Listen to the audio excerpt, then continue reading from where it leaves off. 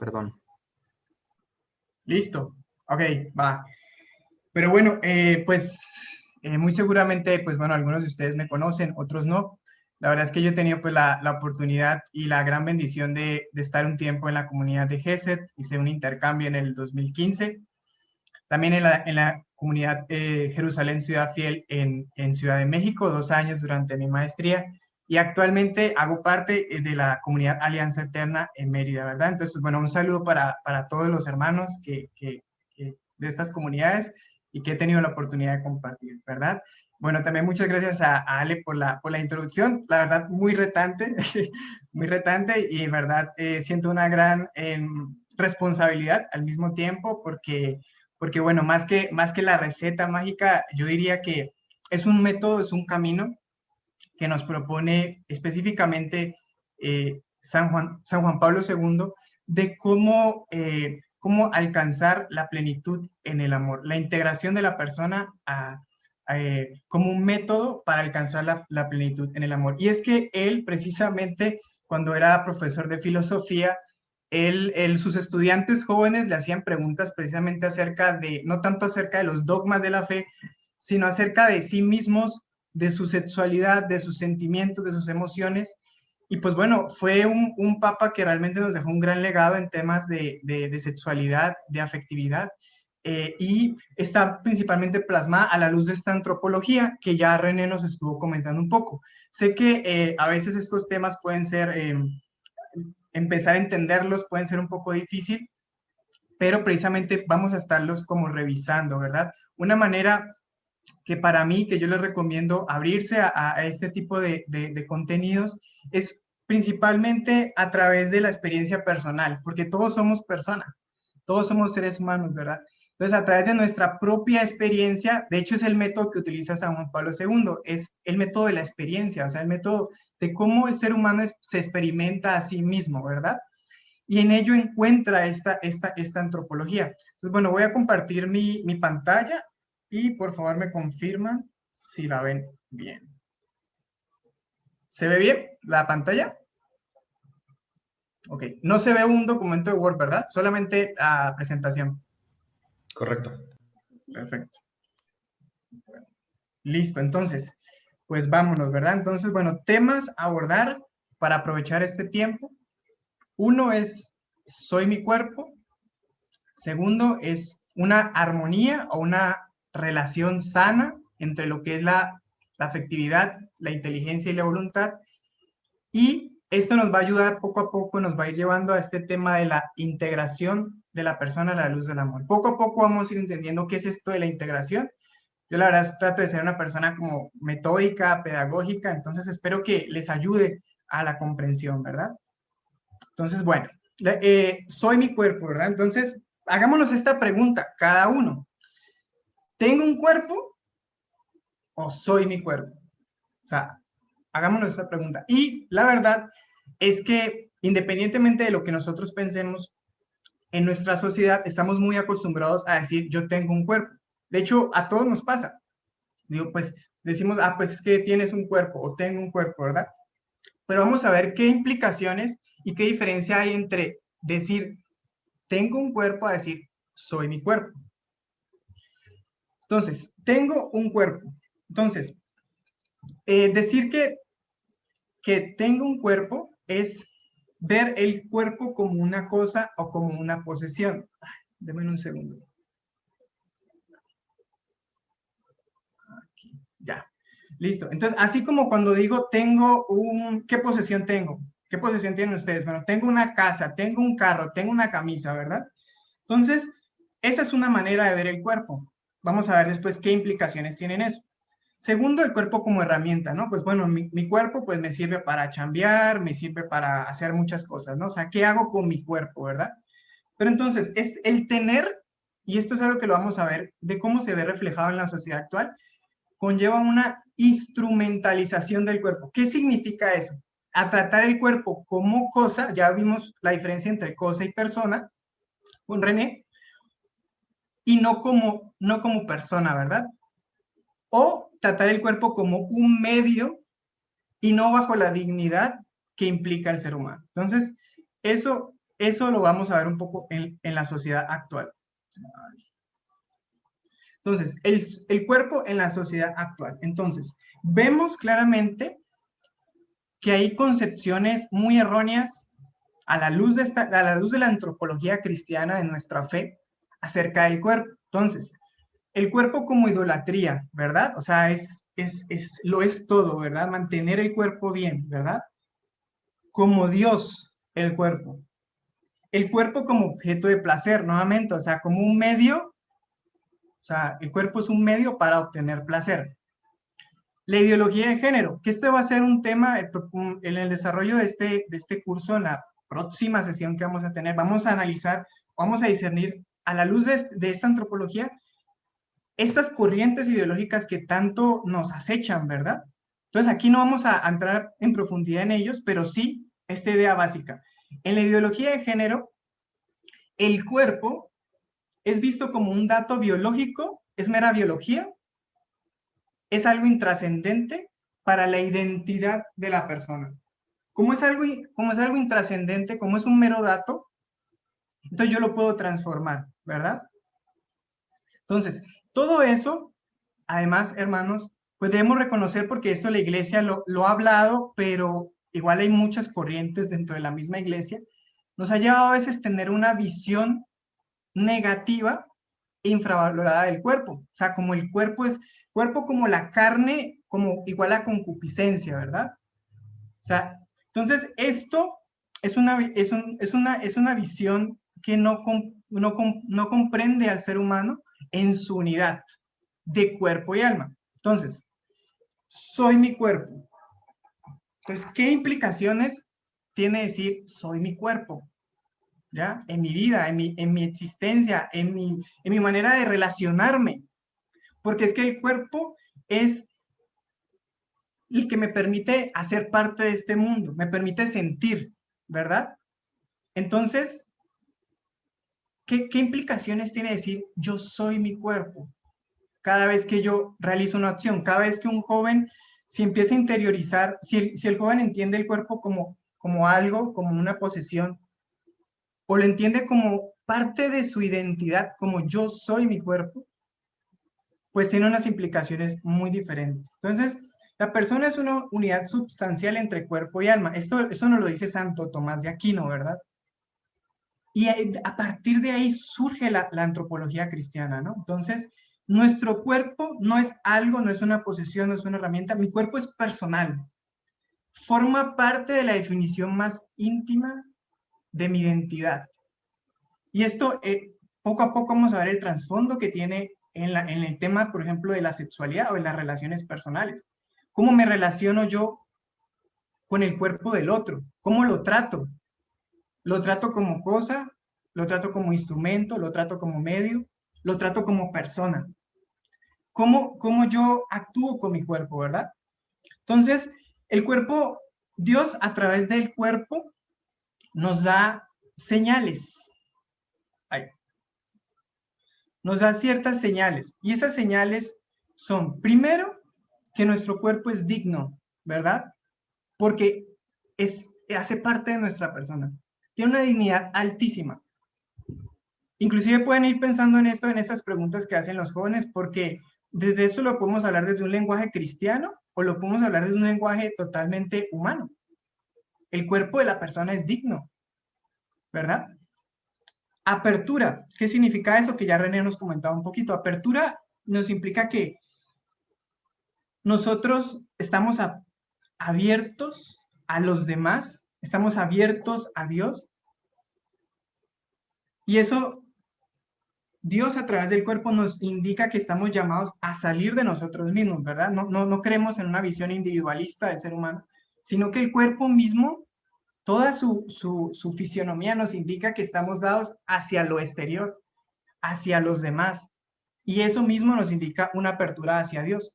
También el cuerpo nos indica límites, porque no se trata de la idolatría al cuerpo o al ser humano, ¿verdad? De decir, bueno, pues soy todopoderoso con mi cuerpo, puedo hacer lo que sea con mi cuerpo y no pasa nada. No, nuestro cuerpo, no, la propia experiencia del cuerpo, lo vemos en la pandemia, nos indica que somos débiles, que somos frágiles, que nos enfermamos, inclusive que morimos, ¿verdad? Pero aquí yo quiero que piensen algo en relación a la teología, a la fe, y es pues que creemos en un Dios precisamente que se hizo carne, ¿verdad? Y esa concepción de carne es muy diferente a la que habla San Pablo de la concupiscencia. Nos habla de que Dios se hizo hombre, se hizo persona, se hizo cuerpo. Y si nos ponemos a ver en lo que implica la eternidad, yo no soy teólogo, ¿verdad? Pero sí pienso mucho en eso, y es, pues realmente quienes están en cuerpo y alma en el cielo, según lo que yo conozco, son dos personas únicamente en este momento, que es Jesús, que ascendió al cielo, y la Virgen María, que ascendió.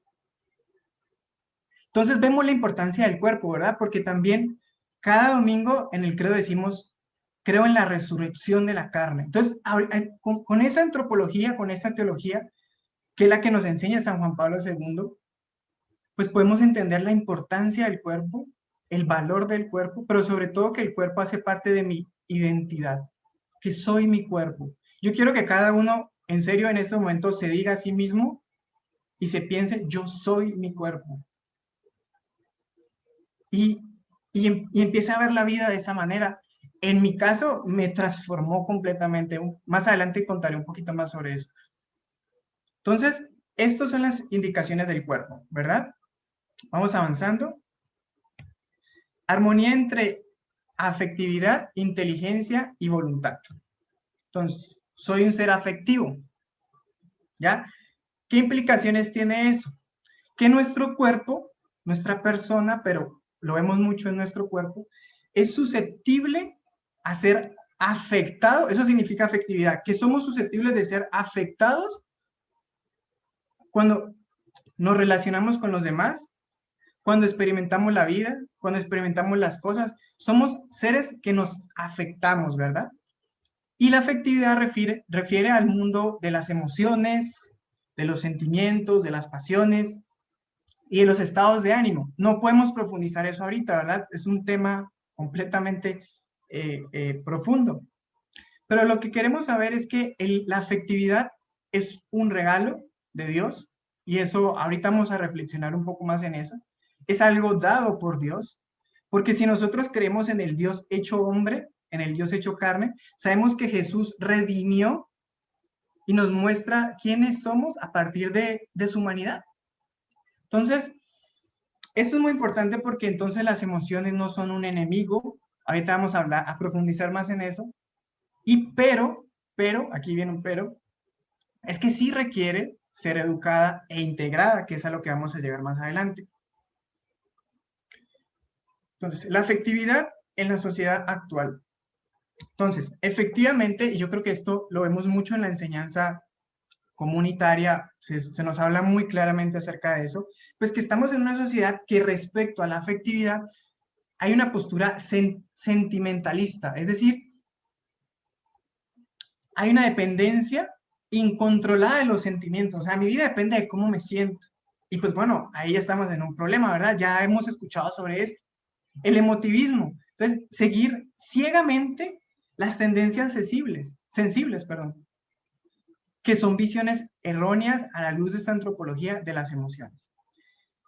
Y hay un autor que es muy recomendable, la verdad vale mucho la pena leer, no es tan complejo, se llama Zygmunt Bauman, que escribe un libro que se llama Amor Líquido.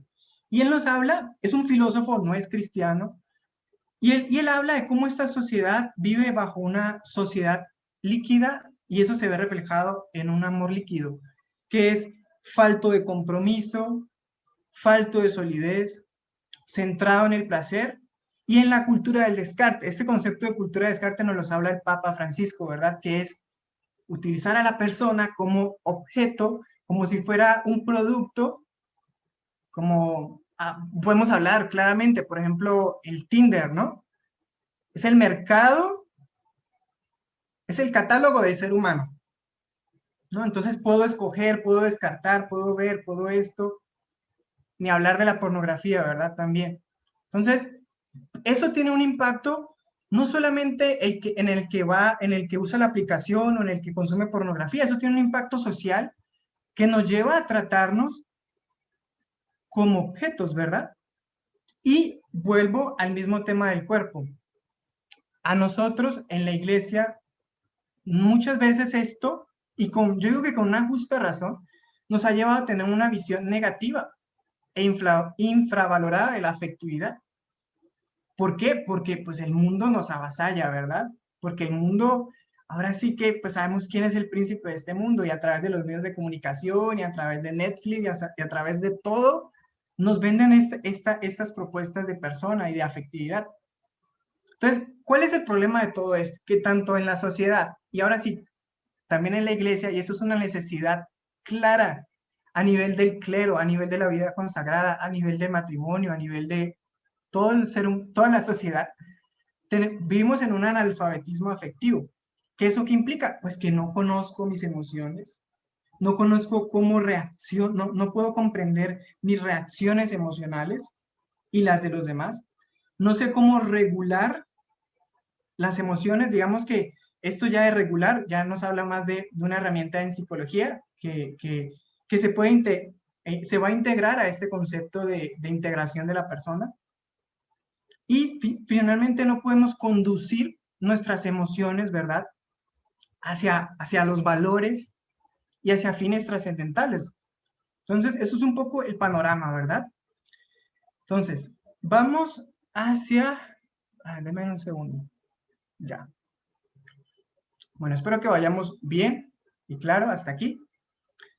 Entonces, una sana antropología de la afectividad. Ya sabemos qué es antropología, ¿verdad? Ya sabemos que es la visión del ser humano y que estamos hablando de una visión cristiana que gracias al legado de San Juan Pablo II y el Instituto Juan Pablo II de Ciencias para la Familia, él fundó ese instituto precisamente para estudiar al ser humano de una manera interdisciplinar a la luz de la antropología cristiana, ¿verdad?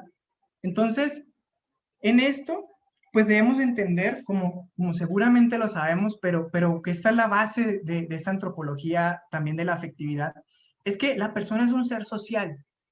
¿Ya? A diferencia de los animales, por ejemplo, que literal hay mamíferos o hay animales que a los 6 meses ya están totalmente independientes, pues ¿cuánto le tarda al ser humano independizarse, verdad? Y es que no está llamado como tal a aislarse. Esta naturaleza social, esta dependencia, entre comillas, de los vínculos, pues nos muestran algo importante. O sea, Dios coloca ahí ciertas señales, ciertos sentidos, ciertos propósitos, ¿verdad? Y pues que se van a desarrollar en las vocaciones, ¿verdad? En la familia, en la comunidad, en la vida consagrada. Entonces, la persona es un ser social, es un ser comunitario. Y necesitamos, por ende, desarrollar nuestro mundo afectivo, porque si no desarrollamos nuestro mundo afectivo, pues, ¿cómo podemos nosotros aprender a amar y construir relaciones sanas y fuertes, verdad? Ahorita vamos a ver que nosotros siempre hemos escuchado que el amor es una decisión, ¿verdad? Es un acto de la voluntad. Y eso es muy verdadero. Pero si ese acto de la voluntad me implica reprimir mis sentimientos, entonces, ¿qué pasa con los sentimientos? ¿Qué pasa con el cuerpo? ¿Ya? Entonces, necesitamos tener una mirada integrativa de la persona y ¿para qué? Pues para poder construir relaciones sólidas, para poder construir matrimonios sólidos, para poder construir comunidades sólidas, para poder construir vocaciones sólidas, necesitamos aprender, ¿verdad? Y esto es muy importante, ¿no? En la filosofía, inclusive yo lo digo así como, ya soy un adulto, ¿verdad? Pero empecé en la comunidad como joven, sigo siendo joven para mí. Bueno, tengo 29 años, voy a cumplir 30 años, estoy jovencito, ¿verdad? Pero yo recuerdo mucho la charla del CNBC que dice, el fin del ser humano es la felicidad. Eso nos ha dicho la filosofía, ¿verdad? Tradicional. Y tiene mucho de verdad. Pero San Juan Pablo II nos dice, no, el fin del ser humano es el amor. El fin del ser humano es amar y ser amado. ¿Por qué? Porque si mi meta es la felicidad, y esto lo podemos malinterpretar como sociedad, como mundo, pues si mi meta es la felicidad, yo puedo usar a las demás personas para lograr mi propia felicidad.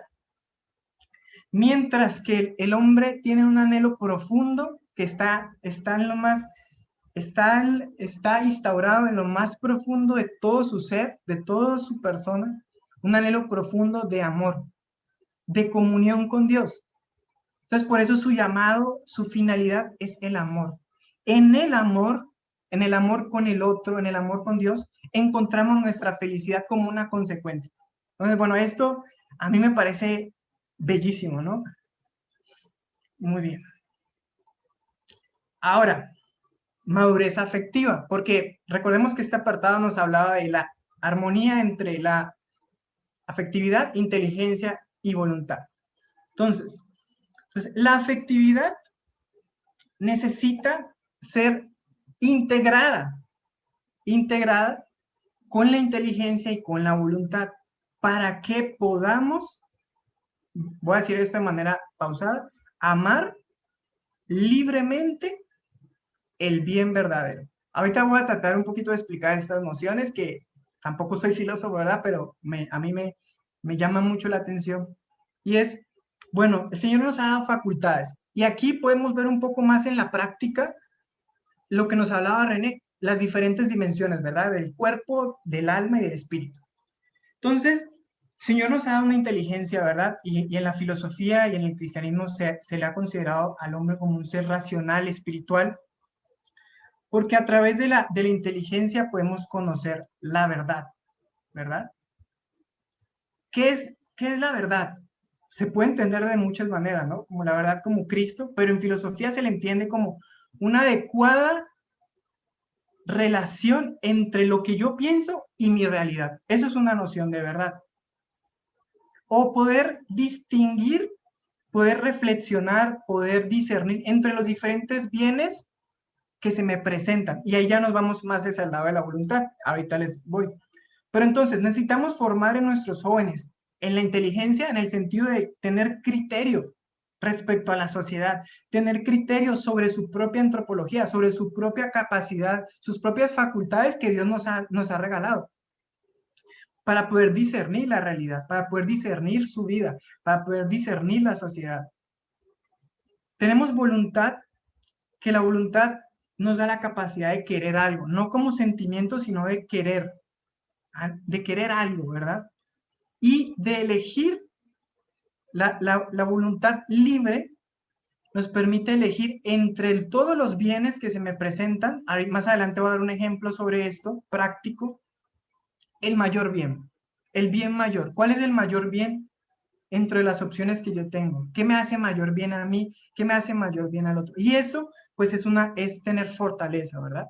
Y la afectividad, desde esta antropología sana, pues bueno, la afectividad nos permite responder afectivamente al valor de los objetos y de las personas. Entonces, hay un autor que se llama von Hildebrand y él habla de la afectividad espiritual. Y él nos coloca unos pasajes de la Biblia que todos conocemos para interpretar esta afectividad espiritual. Podemos ver el gozo de Simeón, ¿verdad? Al encontrarse con el Salvador. Entonces, ¿qué vamos a decir? Que amar a Dios es solamente un acto de la voluntad. ¿Es solamente un acto de la inteligencia? No, experimentamos gozo, alegría, amor cuando nos encontramos con Dios, cuando nos encontramos con el hermano. Entonces, ya vamos viendo una noción más sana, ¿verdad?, de lo que es la afectividad al propósito de vida cristiana. Y lo vuelvo a repetir. Entonces, esta afectividad necesita estar integrada, ya tener una relación armónica con la inteligencia y la voluntad para que podamos, ahora sí, entendiendo un poco mejor, amar libremente el bien verdadero. Entonces, ya nos vamos a ir un poco más hacia el cómo de estas cosas, porque los conceptos pueden ser muy bonitos, pero ¿cómo los llevamos a la práctica? Y ese es mi objetivo de llegar hasta ese punto. Entonces, ¿qué significa? Entonces, bueno, primero decir que estas palabras que voy a mencionar acá, pues son autoría completamente de San Juan Pablo II en sus libros de amor y responsabilidad y persona de acción. Entonces, ¿qué significa integrar, porque este tema se llama la integración de la persona, ¿verdad? Un camino o un método para alcanzar la plenitud. ¿Por qué yo coloqué ese título? Porque San Juan Pablo II dice que integer, en latín, integer significa entero. Entonces, la integración es la totalización, es decir, la tendencia a la unidad y a la plenitud. Tendencia a la unidad de la persona, a la unidad de sus dimensiones y a la plenitud. ¿Por qué encuentra el ser humano la plenitud? Así, bueno, pues vamos a verlo. Más adelante, su última obra filosófica de Persona y Acción, él dice, persona es quien se posee a sí mismo, ¿ya? Es lo que nosotros conocemos como el autodominio, ¿verdad? O el autogobierno.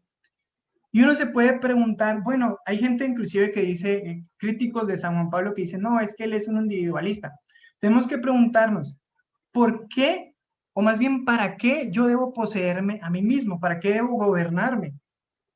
Entonces él dice, me poseo a mí mismo para poder ser un don hacia Dios y hacia los demás. Cuando yo logro ese autodominio, esa autoposesión, pues puedo entregarle libremente mi vida a Dios. Y esto, créanme hermanos, que lo estoy explicando de una manera teórica, en ningún momento pues vayan a pensar que yo lo vivo a plenitud, ¿verdad? Yo creo que es una novedad para todos nosotros esto, pero sí una gran motivación a trabajar en nuestra persona para llegar a eso, poseernos para poder amar, para poder donarnos a los demás. Entonces, ¿cómo se da esta integración? Bueno, creo que de tiempo vamos bien. Entonces, ¿cómo se da esta integración? Entonces, otro autor que en este momentico, no lo tengo por acá, que se llama José Noriega, en este libro de El destino del Eros, que también se los recomiendo, lo van a encontrar en la librería del Instituto Juan Pablo II, pues nos habla de las dimensiones del amor en la experiencia del hombre y de la ascensión del amor. Entonces vemos estas 4 dimensiones que es las que hemos estado viendo, pero ahorita vamos a situarnos en la experiencia amorosa, o sea, cómo estos conceptos, a ver, buen mensaje, listo, cómo estos conceptos nosotros los podemos entender mejor. Pues bueno, los podemos entender mejor a la luz del amor, a la luz de las relaciones afectivas. Es una manera, pero esto lo podemos aplicar para muchas otras cosas, para nuestra relación con Dios, por ejemplo, ¿no?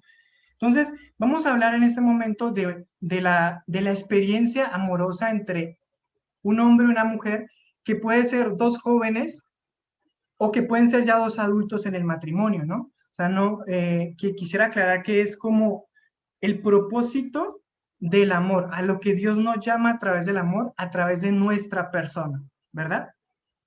Y la ascensión del amor, les voy a mostrar un cuadro que más adelante Malaquías o Fer se los va a compartir para que lo tengan, y es cómo el amor empieza a ascender por cada una de las dimensiones corporales, psicológicas, personales y espirituales. Entonces, vamos a pensar en dos jóvenes que ya están en edad de casarse, ¿verdad? Entonces, el cuerpo nos va a llevar a una experiencia a esos 2 jóvenes o a cualquiera de nosotros, o a través del cuerpo vamos a experimentar atracción física, ¿verdad? Como cualquier ser humano, hacia alguien. Entonces, ese impulso hay que entender que no es un instinto. Los animales tienen instintos, están determinados por los instintos. Los seres humanos tenemos impulsos, tendencias, ¿y eso qué implica?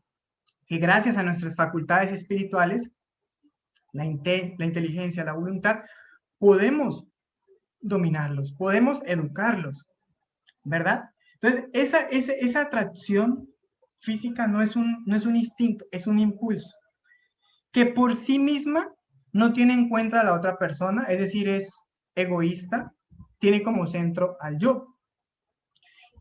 Entonces, esa atracción en sí, pues ya sabemos que no es en sí negativa, sino que revela una promesa de plenitud que por sí misma no puede cumplir.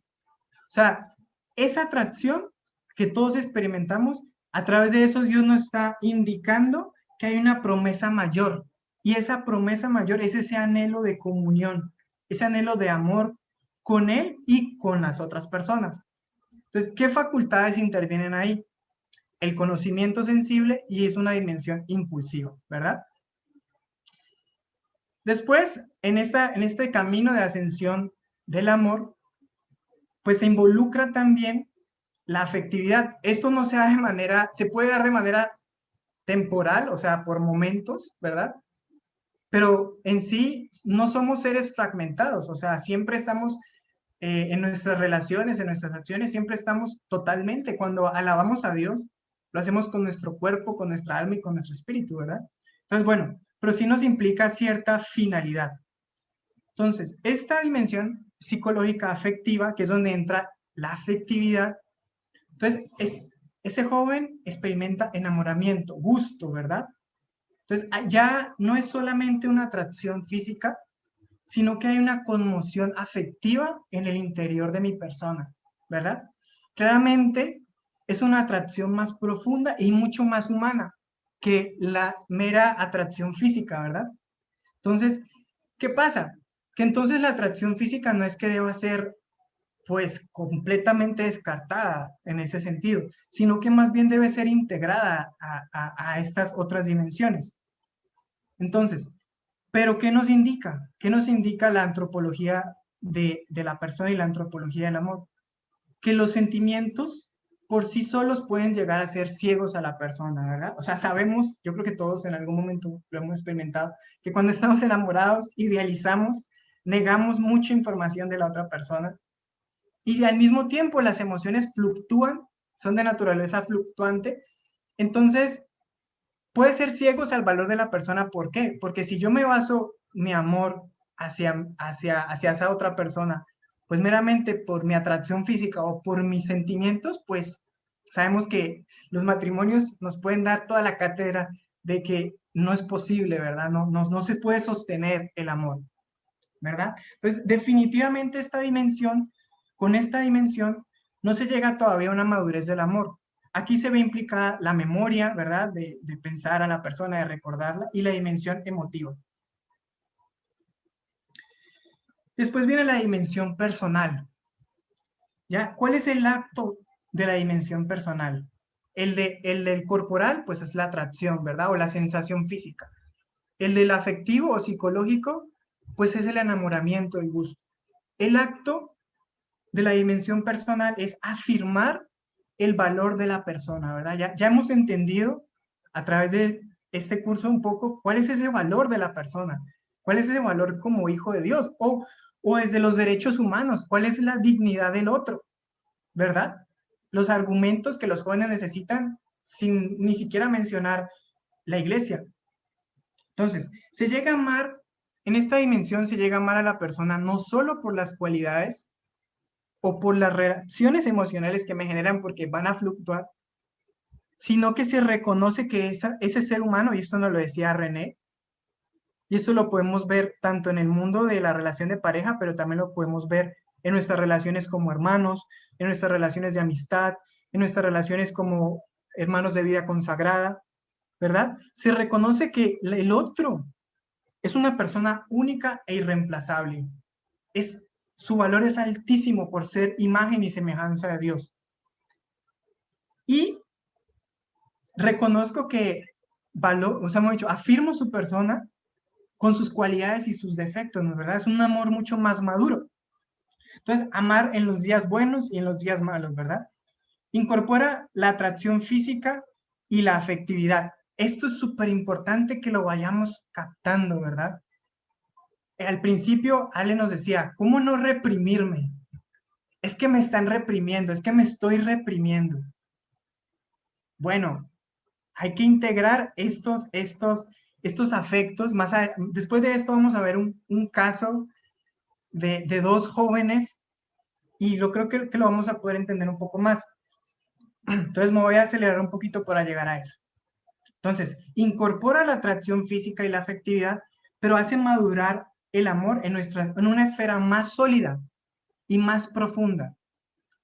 Se sale del yo y nace el nosotros, ¿verdad? El nosotros. El nosotros nace cuando yo reconozco a la otra persona como única e irrepetible, cuando no la veo como cosa, cuando no la estoy usando, cuando no estoy usando a mi hermano, cuando no estoy usando a mi mamá, cuando, o sea, cuando establezco relaciones interpersonales, verdaderamente. Entonces, ¿qué implica esto? Bueno, un don y una entrega de sí mismo, recíproca, donde está la búsqueda del bien y la plenitud del otro. Y aquí es donde experimentamos, ¿verdad? Esa comunión. Bueno, perdón, eso es en el otro nivel, pero experimentamos ese gozo de tener un hijo, ese gozo de tener un hermano, un amigo, ese gozo de tener una enamorada, una novia, una persona que estoy conociendo. ¿Qué facultades están implicadas y que ya las fuimos viendo? La inteligencia y la voluntad. Y la última dimensión, ¿verdad? La espiritual. Esta dimensión, el acto de esta dimensión en el amor es la comunión. Ese llamado que Dios nos hace a la comunión con Él, a la alianza con Él y con los otros. Entonces, en la persona se descubre algo que trasciende a la persona, porque entonces diríamos, bueno, el amor, entonces el otro me va a dar a mí todo lo que necesito, me va a llenar de felicidad. ¿Puede un ser humano llenar completamente al otro? Pues ya sabemos que no, ¿verdad? Entonces, pero ahí en ese ser humano, en ese otro, en mí mismo, se esconde algo trascendente. Eso algo trascendente es el misterio mismo de Dios que se hace presente en la persona. Entonces, se abre una verdadera posibilidad a la comunión. En la comunión con la otra persona, la comunión con Dios. Amo a Cristo en el otro, como nos lo dice en el Evangelio, ¿verdad? Ahí me escondo, ahí estaré, ahí estaré. Entonces, pensemos esto, todas las dimensiones del amor y de la persona, incluido la atracción, claramente en una relación de hermandad, una relación de vida consagrada, en una relación de amistad, pues es muy diferente, ¿verdad? Estamos en el ejemplo de la pareja. La atracción, la afectividad y la afirmación se integran hacia el fin último de la vida, que es la comunión, que es la plenitud con Dios. Ahí experimentamos ya la alabanza, la acción de gracias por el otro, por la vida.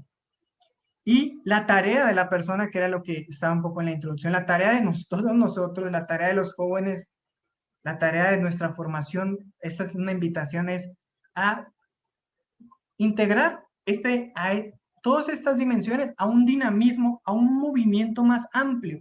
Eso que yo experimento de atracción, de sentimiento, integrarlo a un propósito más amplio. Y aquí interviene pues la fe y la caridad. Entonces, bueno, aplicación pastoral para poder llevar esto aún mucho más. Creo que esto ya nos da muchas luces desde mi punto de vista, espero que así sea, pero vamos a tratar de llevarlo un poco más a un ejemplo, ¿verdad? Que nos ayude a aplicarlo más a nuestra vida comunitaria. Entonces, tenemos el caso de dos jóvenes, que son Mario el Incontinente y Juan el Virtuoso. Esto también está en este mismo libro del Destino del Eros. Además, habla de otras formas de integrar a la persona que vale la pena revisar, pero por cuestiones de tiempo no alcanzamos. Entonces, vamos a ver estos dos jóvenes. Entonces, les voy a contar la historia de cada uno. Voy a tratar de ser muy breve. Estos casos también Malaquías los tiene, se los va a compartir y ahí vienen unas reflexiones por si no nos da el tiempo, ¿verdad? Pero bueno, espero aprovechar al máximo este tiempito que nos queda. Entonces, Mario, el Incontinente, nuestro primer joven, como toda persona, como todo ser humano, es vulnerable a los valores afectivos y sexuales. Ha recibido una educación cristiana sobre el sentido de la vida, de la sexualidad y de la relación entre el hombre y la mujer, y el valor de la familia. con su inteligencia ha comprendido, lo que le transmitían en MCU, en MJ, a su familia, ¿verdad? Aceptando el ideal de vida cristiano. Sin embargo, con el madurar de su corporeidad, de su cuerpo, comienza a experimentar la atracción que el otro sexo le genera. Entonces, estos dinamismos de la corporeidad le ofrecen la oportunidad de deleitarse en ellos. Le atraen por la satisfacción que le producen, pero no por lo que significan. Un beso, tal vez, con una chica, una caricia, son una oportunidad para encontrar un pequeño placer. Entonces, la inteligencia de Mario comprende, en teoría comprende el ideal de buena vida que se le ha transmitido, pero en la práctica se siente atraído por los pequeños placeres. Se da entonces una fractura entre lo que él entiende y quiere en la teoría, su ideal, y lo que él entiende y quiere en su vida práctica. Cuando llega el momento de tomar una decisión, su inteligencia percibe que tales acciones son contrarias a su ideal. Esto que me están invitando a hacer es contrario a lo que me ha enseñado la comunidad y mi familia. Y ha quedado reflejado en un código de conducta moral. Más aún, si él actuase siguiendo sus deseos, podría recibir una reprobación de parte de su familia y de su comunidad. Y si aún siguiese con sus deseos, podría esto derivarse en una consecuencia negativa que podría obstaculizar su propia vida. Puede caer en un gran riesgo, ¿verdad? Más adelante. Ante esto, Mario se retrae, decide no actuar siguiendo lo que pide su deseo. O sea, Mario decide no actuar, decide retraerse, decide no ceder a esos deseos. Entonces, vemos en Mario que es un joven fuerte en su voluntad, que no se deja seducir fácilmente por los placeres de la vida. Su voluntad es capaz de refrenar el impulso de la atracción. Se resiste a ellos obedeciendo a la norma que protege el ideal de vida y permanece fiel. Y esto lo hace con cierta estabilidad. Ahora bien, si lo que desea Mario no estuviese prohibido, nadie lo observase, está en un lugar donde nadie que lo conozca, ni su familia, ni la comunidad, lo puede observar. Eso puede ser muchos lugares, ¿verdad? Y si esto que quiere hacer no logra ver una consecuencia negativa, lo realizaría, pues es lo que él desea. Se abstiene del mal, pero no ama verdaderamente el bien. Sus deseos le resultarán ambiguos por lo que necesitará de una ley externa para gobernar su vida. Ahorita vamos a Juan el Virtuoso y voy a pedir solo unos minutos para poder terminar este ejemplo que creo que les va a ayudar mucho a su reflexión. Igual que Mario, Juan, al madurar, siente atracción física por otras personas, pero a diferencia de Mario, sintiendo, quiere comprender el sentido de estas atracciones. Entonces, la formación que ha recibido en su comunidad, en la iglesia, se va a mostrar decisiva para poder interpretar esa acción como esa atracción, como ese deseo de un beso, una caricia. En esta atracción, en su significado, como lo vimos en la ascensión del amor, se esconde el sentido de algo más grande que esa atracción. Una posibilidad de una comunión interpersonal. Ahí descubre cómo en su reacción, otro, que probablemente puede ser Dios o la comunidad o la familia, le está llamando a implicar su vida, su libertad en un don o en una entrega de sí mismo para poder vivir esa comunión. Entonces, en Juan, a diferencia de Mario, su formación, su teoría y su experiencia se armonizan, se integran, permitiéndole hacer suyo personal no como algo que me dice la comunidad, la iglesia, la norma, sino como algo propio, ese ideal, hace suyo ese ideal de vida cristiana, plasmándolo de manera concreta en su vida. Este ideal de comunión refleja ese ideal que lo atrae, lo llama, ese anhelo de plenitud, ese anhelo de comunión, ¿verdad? Entonces, desde esa plenitud, entonces se dirige a su mundo afectivo, se dirige a sus deseos, a sus atracciones y comienza a trabajar en ellos. ¿Cuál es la diferencia entre uno y otro? O entre reprimir e integrar. Pues que reprimiendo implícitamente tengo una visión negativa de mi corporalidad y mi afectividad. Integrando, decido trabajar en ella con estos valores. Entonces, al decir que Juan está integrado, que en Juan está integrado su afectividad y su sensualidad, me refiero a que está reordenando sus deseos de una manera que con esos deseos está como reimpulsando. O sea, no sé si espero poder ser claro, reorientando, no reprimiendo, reorientando para poder alcanzar aquello que más ama y anhela profundamente, ¿verdad? Muchos jóvenes, por ejemplo, en MJ de acá de Mérida, hace poco, pues unos hermanos líderes de MJ se casaron, ¿verdad? Y muchos de ellos le decían, yo algún día quiero tener una relación como la tuya, quiero llegar a eso, ¿no? No lo que vende el mundo. Entonces, es lo que los jóvenes anhelan, ¿verdad?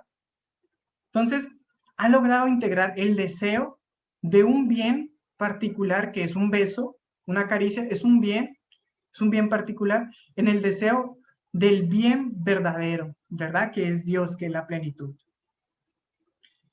Entonces, el virtuoso no es solamente aquel que actúa bien por cumplir la norma, sino ante todo el que empieza a reaccionar bien ante los estímulos, ya que se encuentra atraído por un bien mayor. Entonces, esto no implica que Juan se vuelva se vuelva alguien insensible, ¿verdad? No estamos hablando de una persona, todo lo contrario, ¿verdad? No estamos hablando de una persona fría, inafectiva, que no siente, ¿no? Estamos hablando de un ser humano de carne y hueso como lo fue Cristo, que por ende no es insensible a todos estos sentimientos, sino que reacciona a ellos de una manera que él no busca como tal el placer como fin, sino que busca es lo que significa ese placer. Es decir, ese placer, ¿a qué me está llamando? Entonces se siente atraído por involucrar y lograr aquello que puede llevarlo a una verdadera comunión personal. Listo, hermanos. Bueno, yo con eso termino y creo que, pues bueno, ahí seguirían ya, pues todo lo de las preguntas.